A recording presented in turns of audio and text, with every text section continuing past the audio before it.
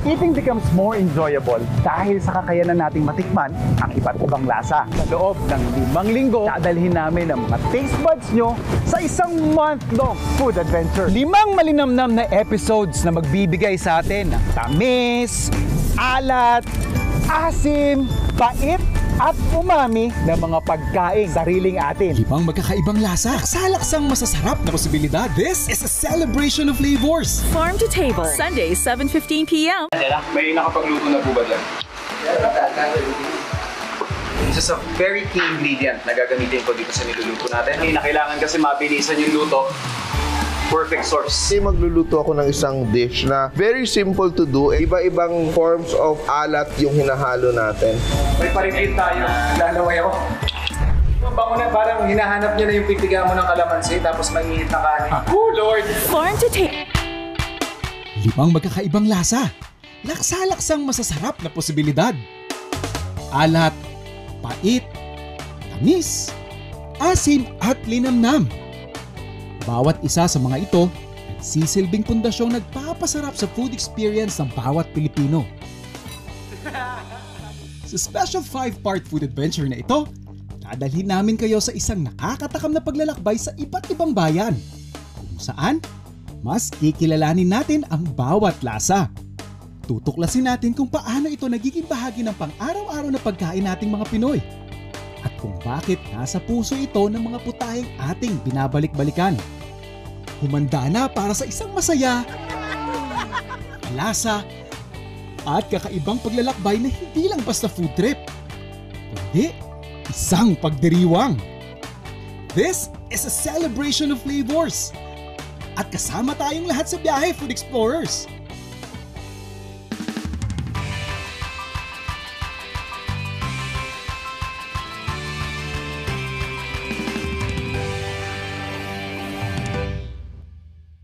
Para sa ating mga Pinoy, kapag sinabing maalat, hindi lang ito simpleng lasa ng pagkain. Bilang isang bansang binubuo ng mga isla at napapalibutan ng tubig dagat, nakatatak sa buhay at kultura natin ang biyayang lasa ng alat. At lahat yan, nag-uugat sa pinakasimpleng anyo ng lasa ng alat, ang asin. Ang salt kasi is a very important mineral, no? Iniisip natin kasi it's pleasurable to the mouth. Pero salt also is a vessel for delivering minerals to the body.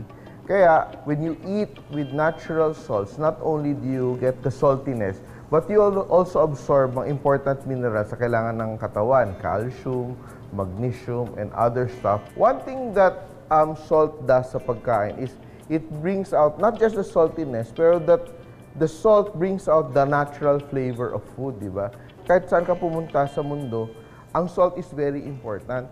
And even sinasabi nga nila yung history ng salt. Pag sinabi mong yung salary natin, galing sa salt. Because before, in the olden times, people were paid in salt because it had so much value. No? Kasi especially noong mga panahon ni Alexander the Great, ano yung value ng asin? Hindi lang nang magpapasap ng pagkain, pero kailangan ng mga warriors sila. Because without salt, the muscles, the body will not be able to function properly. Siguro sa panahon ko, di ba, sinasabi nila, kahit magdildil lang ako ng asin, di ba? And we think it's very lowly for that. Pero alam mo, kahit asin lang yung inuulam, nung panahon na yon, it was natural salt filled with minerals. So kahit na kanin at saka asin lang yung kinakain, there is nourishment and it is healthy. Malaking bahagi talaga ng pagkaing Pilipino ang asin. Patunay dyan ang sari-saring pamamaraan nating mga Pinoy ng paggawa ng asin na matatagpuan sa iba't ibang panig ng bansa. Gaya ng minsang nakilala nating asin sa buyo sa Zambales.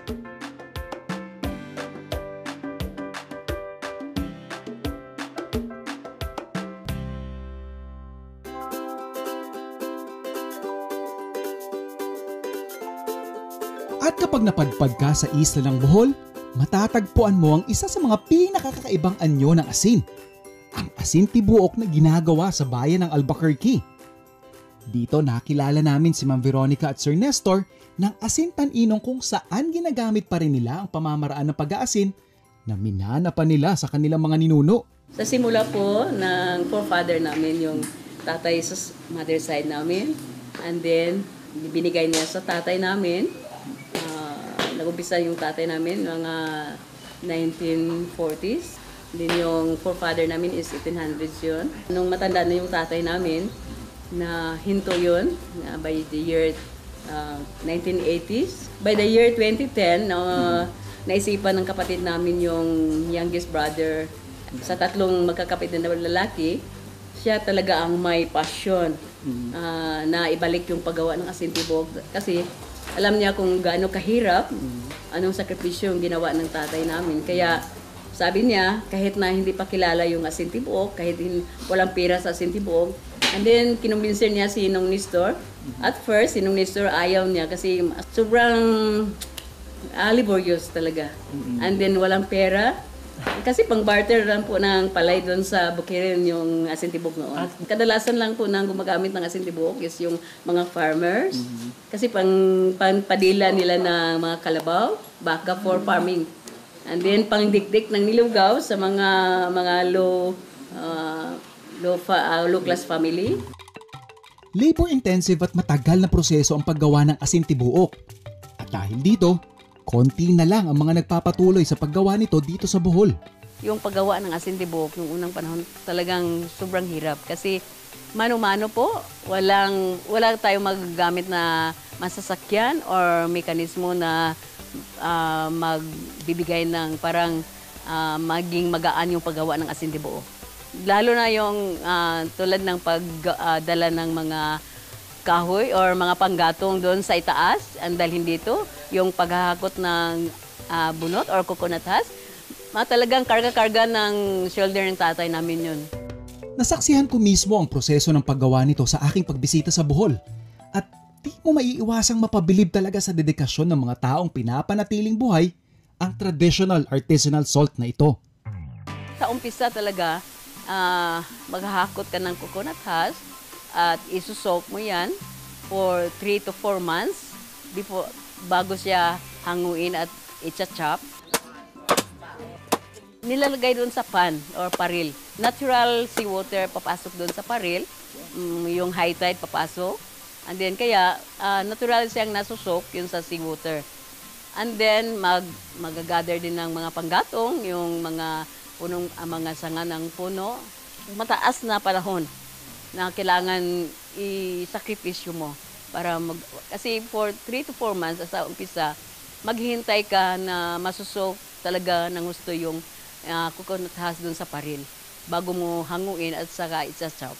And then kung mariready na po yun lahat, ayun po, mag-umpisa na po yung burning process. After that, ilalagay natin sa filtration. I-filter natin yung hardened ash. And then for 1 day also na mag-filter, preparation for the cooking time already. And then cooking time, another preparation for preparing the clay pots sa pugon. Almost 7 to 8 hours ang pag-cook po. Dire-diretso po. And then, hayaan yon overnight, kinabukasan, hanggang kaya na yung mahawakan yung clay pot na hindi na sobrang init. Yan po, kunin na po at linisin. Sa kabila ng marami pa nating ibang pamamaraan ng paggawa ng asin mula sa iba pang bahagi ng Pilipinas, isa ring realidad na tila unti-unti na rin nakakalimutan ng mga ito. Napakaalat ang katotohanan ng asin sa Pilipinas dahil we import over 90% of the salt consumed in the Philippines. No? Kasi tayo, archipelago tayo, hindi na natin kayang mag-produce ng sapat na asin para sa ating consumption sa Pilipinas. May batas kasi tayo na nagpo-prohibit ng pagbenta ng natural na salt. No? Yung salt na ginawa mo galing sa dagat or other sources, hindi siya pwede kasi illegal siya because it has to be iodized for health reasons. So, yun ang batas natin, salt law, bawal ang magbenta ng natural salt. Lahat ng asin natin dapat maging iodized. Ngayon naman, sa larangan naman ng export at manufacturing, nare-reject din yung produkto natin na may asin dahil ang iodine or ang pag-iodize ng salt dito sa Pilipinas is not acceptable kasi hindi siya healthy para sa tao. So napakalaking irony, no? Ang hilig natin sa asin pero hindi natin kontrolado ang supply natin. At number 2, hindi pala talaga siya proven na healthy yung paglagay ng iodine kasi kinokontra din siya ng ibang mga bansa. Sa kabila nito, may mga komunidad at pamilya gaya ng kina Ma'am Veronica at Sir Nestor na patuloy pa rin pinapahalagahan ang mga minanang tradisyon sa paggawa ng asin at pinagsisikapang ipakilala ito sa mundo. At para bigyang pugay ang dedikasyon ng mga taong patuloy na gumagawa nito, naisipan kong maghanda ng isang mabilis na dish gamit ang pinagmamalaki nilang asin tibuok.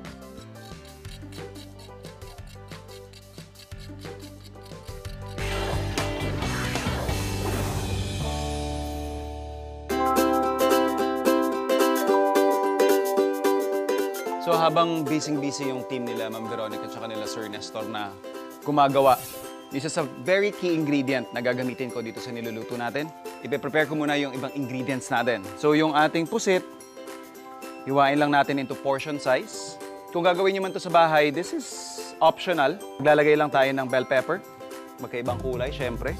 For this recipe, ito yung isa sa mga dishes na in less than 5 minutes, pag na-prepare mo na lahat, maluluto mo na yung putahe. So basically, you just need your pan ng sobrang mainit. Kasi mabilisan lang ito. And of course, you want na mainit na yung ating pan para lang din ma-retain mo yung perfect texture ng ating squid. Tip lang din, para lang siguro mas consistent yung produktong ilalabas mo when it comes to pusit. Basically, inuuno kang iluto yung kanyang ulo. As you notice, iba yung structure niya, iba yung itsura niya, and yung thickness ng ulo. So, may tendency ito, pag sinabay-sabay mo sila, is ma-undercook yung inyong, yung part ng pusit na yon. Kaya, yung small attention to detail lang na, imbes na pagsabay-sabayin natin siya, unahin nyo siguro mga around 2 to 3 minutes bago nyo isalang yung rest na parte ng ating pusit.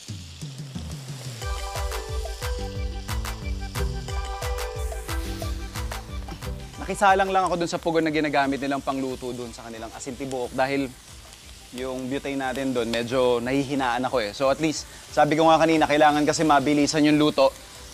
Perfect source ng malakas na apoy.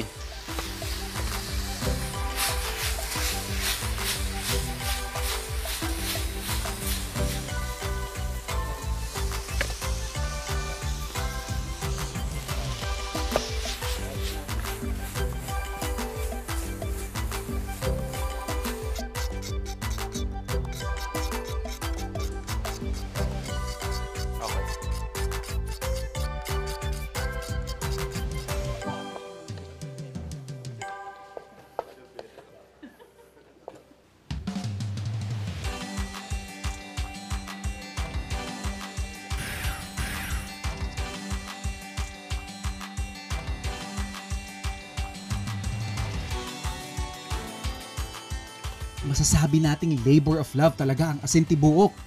At ngayon, sa tulong na rin ng social media, unti-unti na ulit itong nakikilala ng marami. Tila isang magandang pangitain na sa kabila ng mga challenges na kinakaharap ng salt industry sa bansa, patuloy na mapapanatiling buhay ang isa sa mga asin na sumasalamin sa pagkahumaling nating mga Pinoy sa lasa ng alat. Sobrang happy po ako kasi nang dahil sa asin tibuok, marami na po akong lugar na puntahan, libre po. Ito din po ang legacy na pwedeng maiwan-iwan ko doon sa anak ko or sa pamilya namin.